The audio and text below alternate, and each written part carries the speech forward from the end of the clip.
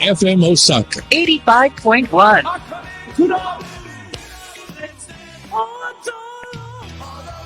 Dance fun. Gotcha, Anta. Oh, don't let it say. FM Osaka. Osaka. Take it easy.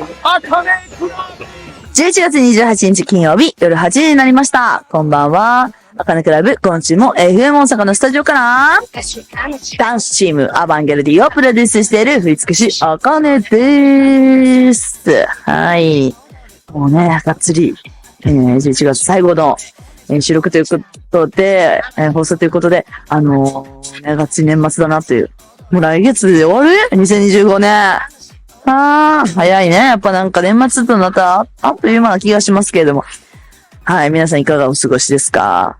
もうなんかそろそろ掃除とか始まってるお掃除。やり出さないといけないですよね、そろそろね。一気にやろうとするからやっぱしんどいけれども。ちょっと徐々にっていう感じかな。徐々に断捨離もしなあかんなとは思いますよ、本当に。なんか服がやっぱ多いんですよ、私。服専用部屋作ってるんですよ。多すぎて。クローゼットに入らないから。はい。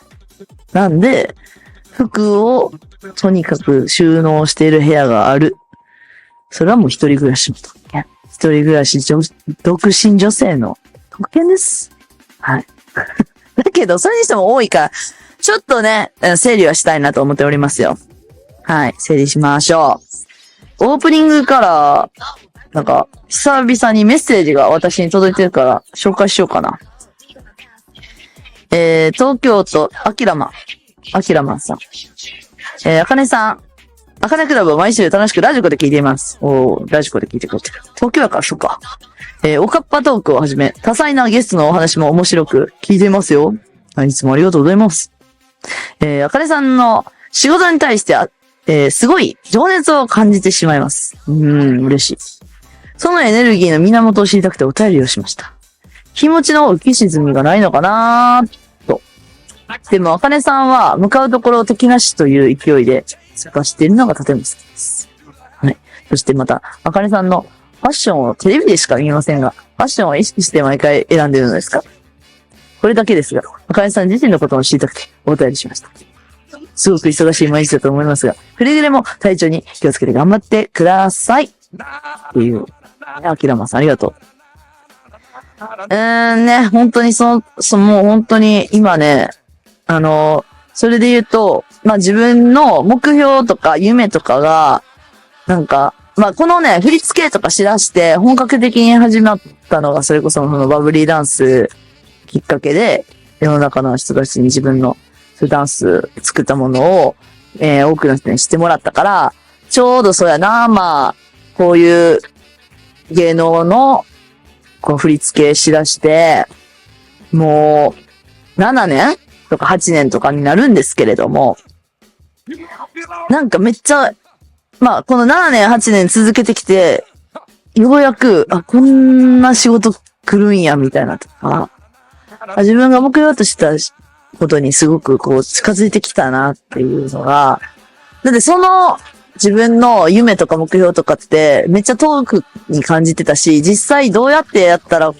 ういうオファー来るんやろとかさ、思ってたものとかも、やっぱ続けていってるから叶ってるなっていうのもすごい感じるし、やっぱ経験とかさ、経験を重ねていってるから、ついにこう、たどり着いてるんやなっていうのも感じてきています、今。最近。で、それで言うと気持ちの浮き沈みは、めちゃくちゃありますよ。なんかやっぱ、こんな仕事来た、嬉しいって思うんやけど、やっぱいざやってみたら、うわ、やばい。それこそ私今振り付けしてるやつとかも、なんか結構ね、なんか久々にね、スランプになっちゃって、だから私最近ね、振り付けしますって言ってね、一個のね、曲振り付けするのにね、だいたい、3、4時間あったら、なんとなく固まるんですよ。だから1日ぐらいで、こうバーってやってるんだけど、最近またやってる振り付けとかは、久々にね、なんか、1日、3日4日かかって、しかも1日やって、なんかマジです。出てけへん。出てこないとかあって、なんかスランプ気味っていうか、そういうのもあって、なんか、これほんまできんのかって不安とか、なんかあったりして、そういうのはありますよね、やっぱりね、やっていくと。だけど、まあ、そのエネルギーの源っていう部分に関しては、やっぱりいろんな人に見てもらって、その反応とかが、やっぱりね、めっちゃ、ほんまに大きいですよ。それこそ、いいねの数だったりとか、もうなんか、そんなんももちろんあるし、まあ、声かけてもらって、こういうの見てるとか、これめっちゃ良かったよねとかいう声かけてもらうのもすごく嬉しいし、なんかそれは結構自分は、やっぱりね、そういうのに原動力というか、行動力もそうだし、なんかエネルギーはそういただいています。皆さんからの反応は。そうだから今やってる、ね、進めてる仕事とかもさ、早く言いたいこといっぱいあるんだけど、みんなからどういう反応来るんかなっていうのは常にね、考えているところでございます。で、あとはファッションに関してはもちろん、これはね、人と被らない。人と被らないというのを意識しております。派手。人と被らない。なんか、やっぱりね、気持ちがね、全部ね、服に出るんですよね。だから今日黒の気分やなっていう時は多分ちょっと弱ってる時かもしれない。でも黒でも、生地がエナメルやったら多分楽しい時だよね。みたいな。今日私今すごい派手な服を着てるから、すごく派手。だから多分ちょっと一個ね、なんか、一個ずつ終わっていくとか、なんか完成しだしてるからかしら。気持ちがファッションに現れているよっていう感じですね。そう、でも基本的にはもう人と被らないとか、人が着なさそうっていうのをチョイスしています。嫌やから。たまにあるんですよね。なんか私のさ、おとんがさ、一回思い出したわ。なんか、おとんが、うちのおとんは、背がちっちゃかったんですよ、めちゃくちゃ。で、T シャツみたいなの着てたんですけど、目の前にね、男の子、小学校低学年の男の子と全く同じ服着てて、おもろすぎて、なんでみたいな。おとん、それ、キッズサイズなんみたいな。これキッズサイズや、とか言って。なんでなんて、ちょっとやっぱりなんか、恥ずかしすぎるし、その男の子を見てるから、おとんのこと、ってなって、同じ服着てる僕とって。もう、あれはもう、ほんまにひっくり返るぐらい大笑いした記憶があります。だから、そんなことになりたくないから、私も。さすがに。絶対なりたくないから、なるべくやっぱ人と被りにくいね、その、ファッションはっていうのは思ってますよ。そんなんなったらもう最悪やから。腹ちぎれるぐらい笑えちゃいますから。ほんまに。思い出したわ。でもなんか本当に、はい、みんな、お互いにね、体調に気をつけて頑張りましょう。はい、アキラマンさん、ありがとうございます。私にメッセージくれてね、嬉しいですよ。はい、ということで、今日も元気にやっていくよ。今日は、アバンギャルディのおかっぱトークございます。はい。またね、あの方呼んでますから。はい。あの子呼んでますから、ちょっと話聞きましょうやっていうことで呼んでますからね。はい、おかっぱトーク聞いてください。じゃあ今日の1曲目。紅白歌合戦の、発表されました。出場歌手が。岩崎宏美さん入ってましたね。我らが岩崎宏美さんも我らがって言わせてもらってますけれども、私の大好きな岩崎宏美さんが、ね紅白出るってことですごく、楽しみです。本当に。どんな感じ、ね、どの歌歌うんやろとか、気にはなりますけど。そう。で、結構ね、なんか初出場のアーティストも多いイメージでしたけどね。はい、じゃあ、岩崎宏美さんの、私が大好きな岩崎宏美さんの曲流そう。いろいろあるからな。どうしようかな。じゃあ、これにしよう。FM Osaka. 85.1 FM Osaka. Osaka. あかねクラブ。大阪あかねクラブ。それでは、アバンギルディの、おかっぱとじゃあ、自己紹介と、意見を。もう2週ないって。私も一回やりましたよ。だから、それは、もうだから、やらないといけないんだ。どういうことあるでしょストックは。油断しとったそうら。なのよ。はい。じゃあ、はい、どうぞ。ない。はい。ないよ。こちらの方から。いややってないってほ。大丈夫、大丈夫。あるから、あるから。ないちゃっちゃ行かれへんの？じゃあ。いけんのすごいやん。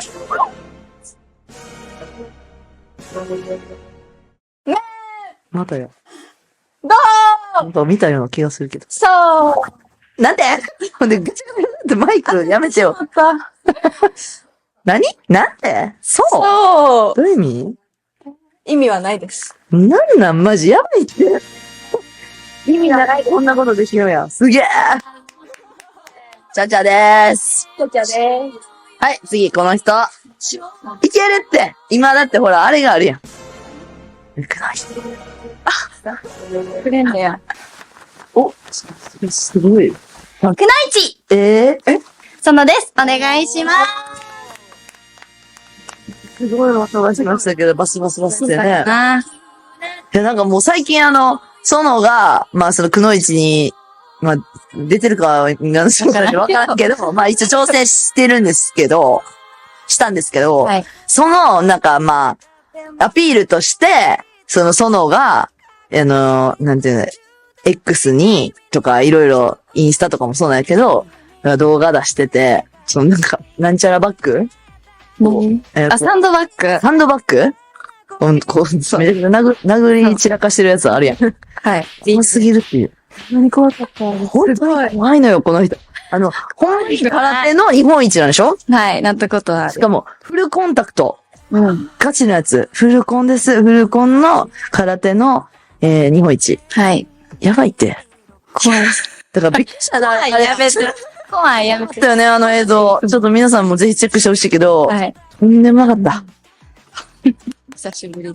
ありがとうございます。はい、そんなお二人でも、どんなお二人や。お届けしますけれどもね。まあちょっと先ほども話出ましたけど、くのいちが、今週の月曜日に放送されたんで、はい。ね、TBS のくのいち。で、なんで、まあちょっと一応今日ね、来てもらってるのは、やっぱ、ほんまにどうやったんかっていう話は放送終わって、そんなね、経験してるから、聞きたいなと思ってまた呼びました。はい、ありがとうございます。どうだったのまず結果としては。結果は、はい。ファーストステージで敗退。あれなんですマジかよ。はい。こんだけ告知しといて。ああ。めっちゃ書かれてて、こんだけ告知するってことは、言ってんじゃんみたいな、あまりの方にね、思いますよ。だろうけど、正直だってああいうね、まあ、こうね、殴ってる動画っていうか、まあその、あれを見たらハ言ってるンドバッグ殴ってる姿とかさ、見たらほんとすごいんやって、力もね、すごい強そうだし、まあ、どういうのがあるんでしたっけなんかまず、1個目の、その、障害物が、今回初めてやったんですよ。初登場で、なんかこんな、三角形の、このゆらゆら揺れる台に飛び乗って、で、向こう岸に渡るって。ああね。で、バランス、そう。で、もうこの三角が、こう左右に揺れるから、端っこに乗ったらみんなそのまま落ちてったりとか、向こう岸に渡るときも、こう、タイミングが合わんかったら、体重が外に乗って落ちちゃうみたいな感じで、私が多分37倍か半分より後やったんですけど、2分の1、2人に1人ぐらいがそれで落ちたんですよ。一番なりそうです。そう。なあ。そんなむずいんや。だから今までめっちゃ出てた方とかも、そこで、結構落ちて、新しいやつやから。そう、悔しいって言ってる方も多くって、だからめっちゃ怖かったんですよ、1個目が。あれはだから、要するに練習はできないんですか練習できなくて、だからもう全員その日の朝にコースを知るんですよ。それもビデオで見て知るから、ビデオでそう。だから実物こんなんはで、す、みたいな。そう。だから実物はほんまにスタート地点立ってみて見れるみたいな感じ。なんかその見本みたいなのは一応あるんですか一人、男性の方、男性の方が、こう、全部障害物を実践してくれる。こういう風にクリアするんだよ、みたいなのは一応見れたんや。はいああ、なるほどね。はあ、でもそれしかないんや。だから練習とかは一切できないから、ぶっつけ本番なんやね、あれ。だからそんなことも知らんかったもん。あ、なんか別部屋でなんか練習できんかなとかね。確かに、私も思ってたけど、ほんまに違うんや。それは行ったんや。それ行ったんですよ。行くねんな。そこはさすがにな。調子出てきて、うん。で、2個目はまあ、走って飛び乗るやつ、棒に飛び乗って、こう回って渡るやつもクリアして、で、その次が、めっちゃ、なんていうの、怖いなーって思ってたフィッシュボーンっていうやつ。もで、こんな3本ぐらいのポールが、こう、円状にこう回っていくんですけど、はい。それを避けながら、ポールを渡っていくやつ。はいはいはでそこでも結構落ちてるんですよ。い。ね、あれは。だから要するにタイミングが良くて、そのポールがポコンってぶて、で、あーって落ちるわけだ。なんでで、それが、なんかそれめっちゃイメトレしてきたやつやって、私も。で、横でせいちゃんと野田さんが見てるわけ。あ、そうや、いたんやそうな。セイラとノナも、応援隊で。応援で。はい、来てくれてうん、で、一緒に横ついてきてくれるんですよ。応援の人はそれできんねや。そうそんなこと。で、タイミング言ってくれて、えとか言ってくれて、で、それ聞いたら、すごい、すごい。クリア。ちゃんと役に立ってんな。めっちゃ応援してくれて、声出してくれてて、とか言うんや。とか言ってくれてて、すごい、すごい、すごい、すごい。ほんで僕も映ってたらいいけど、ほんでね。そこでもうなんか、余裕出てきちゃって、なんで余裕がいつでもや。だと思って、で、その次がトランポリン飛んで、高いところのバーに捕まって、で、その下がプールになってるんだけど、そこを渡り、向こう岸に行くっていうやつだったんですけど、もう絶対行ける自信あったんですよ。なんでやだって、もう逃げてればいいっていう単純なやつじゃないんですよ。まあまあまあまあ。掴めたら。そう、掴めたらいけるってやつやったから、中断して、うん時間も多分余裕だったから、落ち着いていけばよかったのに、もう、勢いつけて走って、あ飛んで、捕まったら、掴んだね。掴めて、うんで、そこでもうホッとしちゃってな、んでやグイーンっていうことで、コース転換みたいな、そう、ところで、振り落とされちゃって。なんでやマジで。気づいたらプールの中に。ちょっとさ、で、私はやっぱ、反り立つ壁までね、普通、そこをやってんのは初めてそれやん。次やったんですよ。何してんのあとそれだけって。そう、なんか、なんそうやね。見えちゃって先が、ゴールが。いけると思って、めっちゃ油断した。自信出ちゃった。もうほんまに、こっちは。ほんまに、何してくれてんっていう。ほんまにそうなんですそこまで行ったならさ、なあ、最後まで行って、絶妙。その、やっぱ反り立つ壁掴んでさ、どうやって上がるのあれっていうのが見たかったんや。なだから、ね、ダンサーの運動神経をさ、見せる時やん、今こそ。ああ。すげえ、でもまあ、いいことし、いい経験っていうか、私もやりたいわ、そんなん。やれるもんなら。楽しかったですよ、めっちゃ。やってみたい。なんか人生で一回ぐらいやってみたくないなんかどんな感じなんだろうって。で、なあ、ほんまに無理なんかなとかさ。ちゃっちゃんとかそれこそ、ほんまや。なんか、ぴょんぴょんぴょんって行きそうやけどな。だってあなたバク転とかバク宙できるわけやん。運動神経とは別物ですけど。そうなんあれははい。なんでや。でも回ったりするのとか怖くないでしょうん。怖くはないですけど、ん。筋力には自信はないです。あ、そうなんや。へえ。腕の筋肉ないと思います。そう、バク転とかって別に腕の筋肉いらん。足な。の方がしない。へえだ。けで。でもさ、足超重要じゃない重要。ああいうクリアすんの。飛んだりとか飛び乗ったりみたいなの多かったで。でもやってみたいです。なあ、うん。すごいわ。私もそんなんやってみたい。できへんけど絶対。なんか意外といっぱい軽々クリアしそうや。いやできちゃいそうでも、なんか、でもなんかいいね。ほんまそんな経験できて。サスケとかも出てほしいな。まず、くのいちが無理やった時点で呼ばれるわけないけど。なんかすげえわ、でも。でもちょっといつかサスケにもな、出てほしいから。絶対ないですね。次はちょっと。その時は全員で応援化してくださほんまやな。ほんまや。それが大事ですね。そうかもしれん。ね。じゃあかんねや。い。みんなで行かないとダメ。特にノナとセーラー。これも、いや、頑張出てためっちゃちいちゃな声でやってたんめっちゃ頑張ってくれてた。じゃあ、ちょっと次回リベンジがあったならば頑張ってください。頑張ります。ということで、じゃあここでそのさん、一曲いきましょはい。う。はい。とさ、くのいち行った時に、うんはいまあ、久々に一人のステージやったから、昔の空手の試合のなんか前みたいな気持ちをめっちゃ思い出して、ちょっとドキドキワクワクそっか、して。そっか、空手や一人で戦う。そうなんですよ。うん。一人やから、大会前もまあ一人で待機するじゃないですか。はいはい。それがめっちゃ思い出して、ほんでほんでほんで、曲とか聴いちゃったんや。そう。方が。たので、その時、そう、当時の聴いた曲をね、してるやん。そうすごっ。なので今日はそれをかけます。かっこいい。かっこいい。湘南の風さんで、ライダースハイです。どうぞ。ライダースハイなんや。本日のおかっぱトークは、ソナとチャチャが来ております。お願いします。はい。先週に引き続きですね、メッセージテーマは、初めての海外エピソード教えてということなんでございます。はい、聞きたい。はい。じゃあ、お二人はどうですソノさんはいつ初めての海外は私、初めての海外は、うん。高校生の時にアメリカに行ったのが初めてです。それはどのようなワールド・オブ・ダンスっていうダンスのコンペティション大会で、富岡高校のとして行ったのが、初め初めてやったんて。ですよ。どうでしたか海外のアメリカ。海外のアメリカは、うん全部でかい。ほんまに、うんなんか何ありきたりな言葉かもしれんけど、サイズがほ。んまにサイズがでっかいのと、うんやっぱり、言語がアメリカ英語やから、うんそれにめっちゃ疲れたっていう。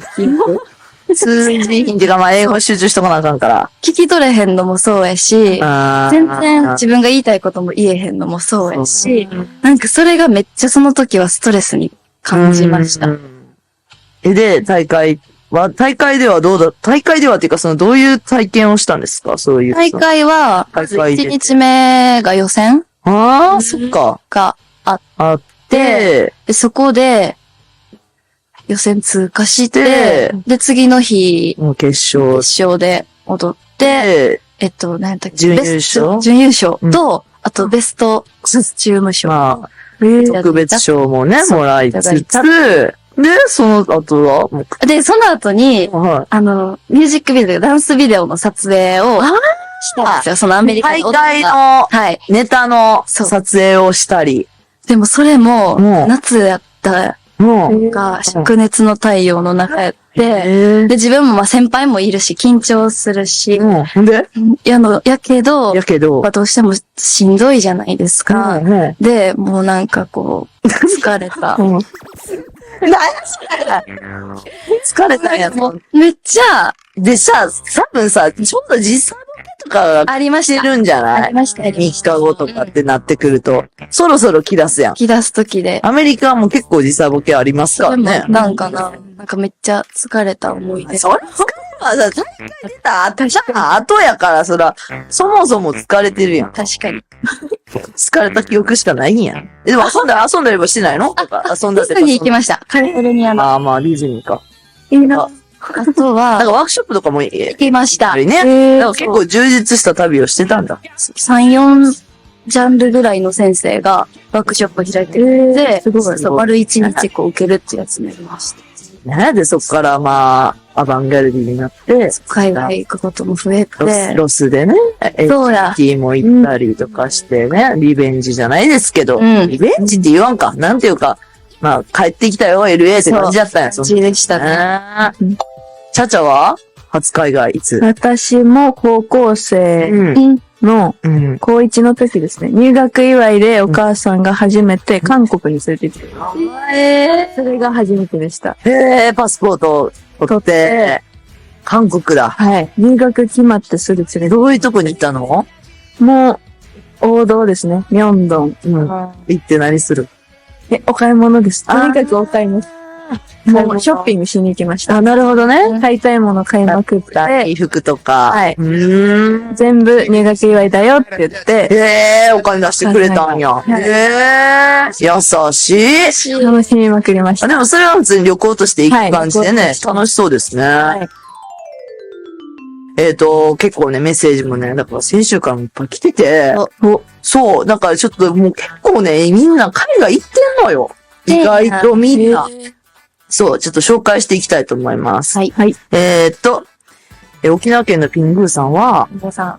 中1の夏休みの家族でのハワイ旅行。ハワイ。もうみんなな、これ先週からもそうだけど、みんなハワイ行っとんのよ、家族で。素敵やな。しかも、中1やって。すごいな。でも、あの当時は、円高ドル安の影響で、多くの日本人がハワイ旅行に行ってたんやて。なるほど。そういうのがあるんや。なるほど。で、花馬ベイで、熱帯魚を見ながら泳いだりは、すげえ。ポリネシアカルチャーセンターでショーを体験したり。そう、とても充実した旅行だったんですが、一つ大きな問題がありました。それは、宿泊先がホテルではなく、コンドミニアムだったっていうことです。要するに、自炊を前提にしたステイ先。結局、料理するのは母なのです。でも、なんかどっかご飯行ったらよかったんじゃん。どうなんやろ。で、到着したその日から、母が父に文句言って、まあさ、言うわな。なんでご飯出てけえへんのじゃないね。言うよ、それ。で、それで喧嘩になってきたことを思い出します。でも、地元のスーパーへの買い出しは子供としてはとても楽しかった。確かにスーパー。現地のスーパーめっちゃ楽しいですね。そう。だから、アバの皆さんは数多くの渡航先で喧嘩などではにはなってませんかって。喧嘩か。どうある喧嘩すること。喧嘩はないですね、私は。喧嘩はないかも。でも、喧嘩はないけど何があるんや。喧嘩はないけど、例えば、お風呂。はい、はい。入って寝る派と、どうしても入れない朝風呂派。やだ最悪だそれ人が一緒になった場合に、やっぱり、汚いって言われるけど、それはそうなんですけど、こちらとしては、もう疲れてるから睡眠を優先したい。そのさんは朝風呂派なの？いや、派でもないですけど、その気持ちもわかるよってこと入られへん。で、私は、なんか嫌だなって真っ先に思った理由は、なんか起こされるやん、それで。ガサゴソされてて、こっちはギリまで寝たいのに、なんかシャーとかガサとかさ、さすがに音なしではさ、シャワーなんて入れないから、それは嫌だなって思っちゃった。でも朝派も、自分が先に寝たいけど、まあ、お風呂入ってらっしゃって、電気もついたまま眠るということはあります。それは勝手に寝てるのそちらさんやんと思いません？そうです寝落ちしてますよね、絶対に。そう、だからそれは、ね、勝手に寝てるのそちらですやんっていう。はい。かっちゃんと一緒の時絶対寝落ちてる。寝落ちてるとこしか見たことないから。でも、貸してくれてんもんね。でもだからそうやって、確かにそれはちょっと一つトラブルかもしれませんね。やっぱ生活リズムが違うから、人はね。まあそういうトラブルもありますよっていうことですね。この方、加古川市の工事初号機さんです。工事初号機さん。はい。自分は数十年前に当時お付き合いしていた彼女と、インドネシアのバリ島に旅行したのが初めての海外。彼女と。で、初めて食べたナシゴレン、美味しかったっす。ナシゴレン。ナシゴレン。食べたことある？ないです。で、現地のレストランの店員さんから日本語を勉強したいからガイドをさせてほしいと、ナンパされました。でもいいやんね。いい、めっちゃいい。レンタカーまで用意してくれて、多分4000ぐらいだったので、いざ観光行ったと。だけど、途中、交通事故を起こされました。あら。すごい。なんでや。無事に金玉湾の、景色のいいところで、記念撮影をして、景色を眺め、そして、銀細工の盛んな村に連れてってもらってからは、アクセサリーを見たり買ったりしました。素敵。そう。で、ガイドしてもらったおかげで、現地の人たちと交流もでき、すごく楽しめたと記憶しています。そう。でも当時はスマホもなく、綺麗な景色や思い出は彼女のカメラに収められ、旅行後、二人で写真を見返しながら楽しんでました。素敵。そう。でもなんか、いいね。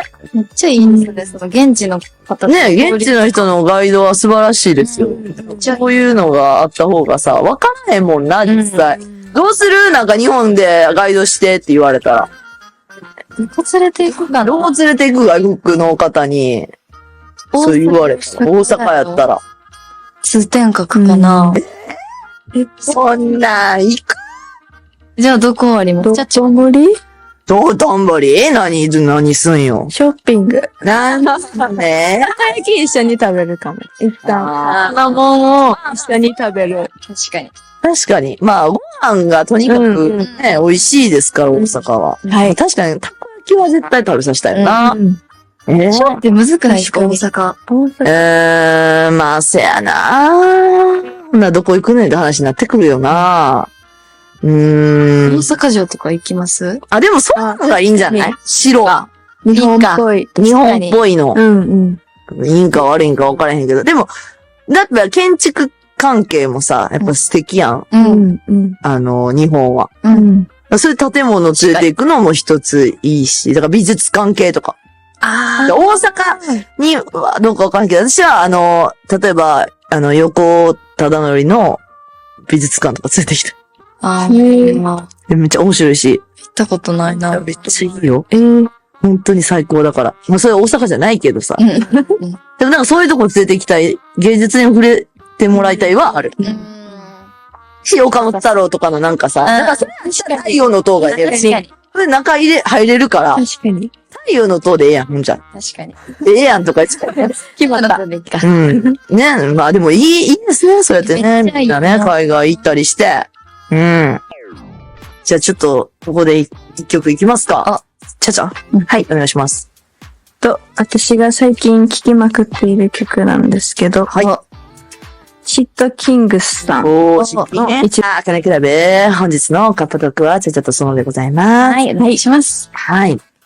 筑後市のチコさちかさん。ん。私の初海外は、職場の旅行のハワイ。またハワイや。や。ハワイや。なんか、職場の旅行とか、すごいな。海外旅行行くんや。旅行で。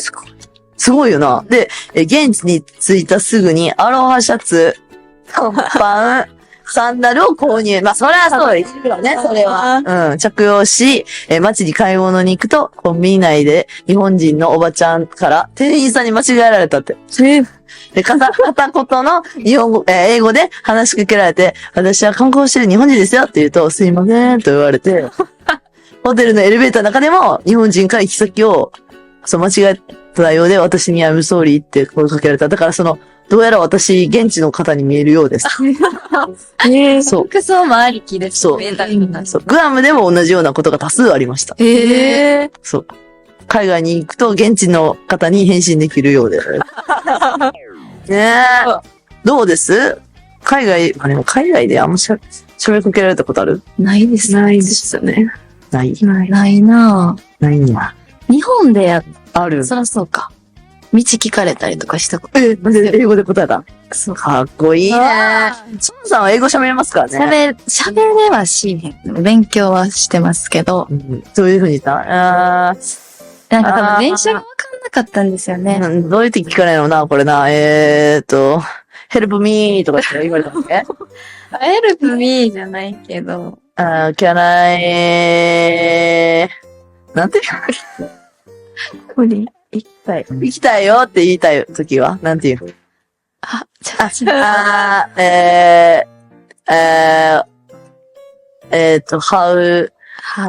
what how What? How? どのように行けばいいの how go to train ダメ行き先言わないで。ナンバナンバー ?Could you tell me? とか。could you tell me って言うんだ。could you tell me The way the way to the number. to the bus? もう嫌なる私。英語の勉強全部してるんだなんで ?Could you tell me? なんで Could you tell me ?Could you tell me the way the way to the number? Could you tell me the way to the number? 確かに。わかるね、これは。そして、なんて言ったのあー、オッケーって言って、受けてて。でその時とも私も行き先一緒やったんですけど、おだから、なんていうのその時は。 OK, let's go together, follow me! って言ってお、前一緒にね、すごい。そうで、喋ったんその時も。あ、あ、ゆくんとか言って。あ、もうほんまに簡単な質問ぐらいしかしてないんですけど。すごい、嫌なる。Could you tell me the way to the? 違う。はぁ、もう嫌な気持ち。もう、なんでこんなことわかんないのよ。帰ったら海外で聞けますから。いつも出てこうへんねんな。どうしたらいいの？でもなんとなくいつも分かってるじゃないですか。いや、言ったことはわかんねん。ちょっと返されへん。あー、じゃあ分かる。なんて言えばいいのってなる。言ったことはわかんねん、大体。確かに、それも、まあ、一番むずいな。スピーキングが。なんと。誰か教えて。次のテーマ、うんちょっと募集したいんだけど。じゃあ、うんうん。次のトークテーマは、うん。旅行先でのハプニング。ああ、ね。もうこれは確かにみんなあるか。うん。あるかもね。聞いてみたい。聞いてみたいね。はい。皆さんから。まあ、海外とかね、国内外問わず、旅行先であったハプニングとかあったら、皆さんぜひ送ってください。あかねクラブの、ホームページから、違うわ。FM 大阪のホームページからあかねクラブ選んで、そのところから、フォームから送ってください。はい。お願いします。よろしくお願いします。で、告知ありますか？そのね。あ、そうですね。くのいち。はい。TBS の TBS のクロンチ、はい。流し放送。やっております。はい。まあ、映ってるかわからない。わかりません。わかりません、ここでね。ということですね。はい。まあ、そして引き続きね、アバンゲルディの、SNS などをぜひチェックしてください。よろしくお願いします。じゃあ、お別れ2曲。これさ、ほんでさ、もう言っていいんか？これもしかしたら今この放送時点で出てるかもしれんのですが、MV がね、ワークイットのMV がほら、出てるかもしれません。あら。そうだ、皆さんまだ見てないです。見てないです。ちょっと、今回ちょっとメンバーにも隠しております。楽しみ。そうなんちょっと衝撃の映像になっております。いや、もうすげえから。で、これもまた、ずっとね、アートディレクターしてくださってる山ちゃん。もう、アバンギャルでいつもお世話になってます。お世話になってます。山ちゃんが、もう完全に作ってくれました。楽しみ。えぐいよ。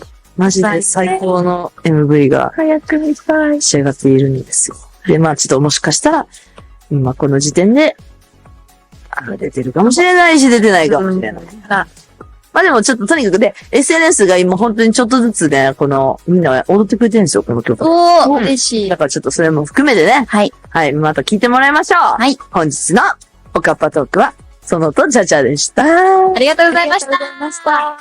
アバンギャルディ×ナイトテントでワークイットです。どうぞ。